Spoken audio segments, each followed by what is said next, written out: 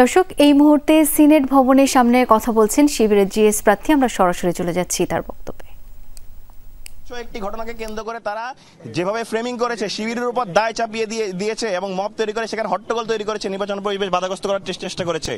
আমরা দেখতে পেয়েছি 21 নং হল এবং তাজউদ্দিন হলে তারা জোরপূর্বক কিভাবে কেন্দ্র দখল করার জন্য কেন্দ্রে ঢোকার চেষ্টা করেছেন। আমরা দেখতে পেয়েছি বাকশাস এবং ছাত্রদল দুজন মিলে নির্বাচনের ওএমআর মেশিনের ব্যালট পেপারের যে একটা প্রতিষ্ঠান, সেই প্রতিষ্ঠানকে তারা জামাতপন্থী ট্যাগ দিয়ে ওএমআর বাতিল করার ট্রাই করছেন।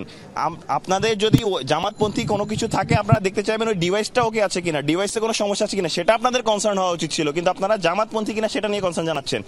আমরা কিন্তু বলেছি সেই জায়গা থেকে, কিন্তু পরবর্তীতে দেখতে পেয়েছি সেটি জামাতপন্থী নয়, বরং বিএনপি পন্থী একজন ছিলেন।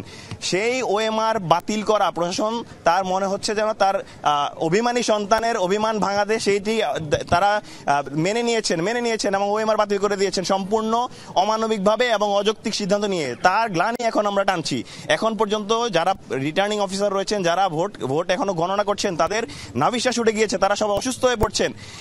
ইভেন আমরা দেখতে পাচ্ছি শিক্ষার্থীরা যারা রয়েছেন তারা সব অসুস্থ হয়ে পড়ছেন। এটি কোনোভাবে প্র্যাকটিক্যাল না যে মাত্র হল সংসদ শেষ হয়েছে, এখনো সেন্ট্রাল প্যানেল বাকি রয়েছে, এটি আজকের মধ্যে শেষ করা সম্ভব হবে।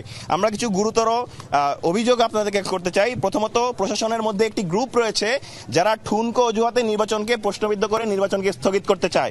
এই ছাত্রদলের এই ঠুনকো অজুহাতে তারা ওএমআর মেশিন যেমন বাদ দিয়েছে, এবং আমরা এই অভিযোগগুলো দিয়ে তারা আসলে একই সাথে নির্বাচনকেও বানচাল করতে চাচ্ছে।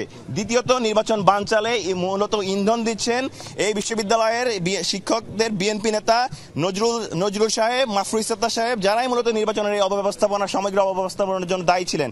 তৃতীয়ত, বিএনপি নেতা নজরুল স্যার, তিনি একটি মেয়েদের একটি হলে প্রভোস্ট হয়েও অন্য হলে ঢুকে তিনি মব সৃষ্টি করেছেন এবং নির্বাচন বন্ধ রাখার জন্য, সাময়িক স্থগিত রাখার জন্য তিনি দায়ী ছিলেন।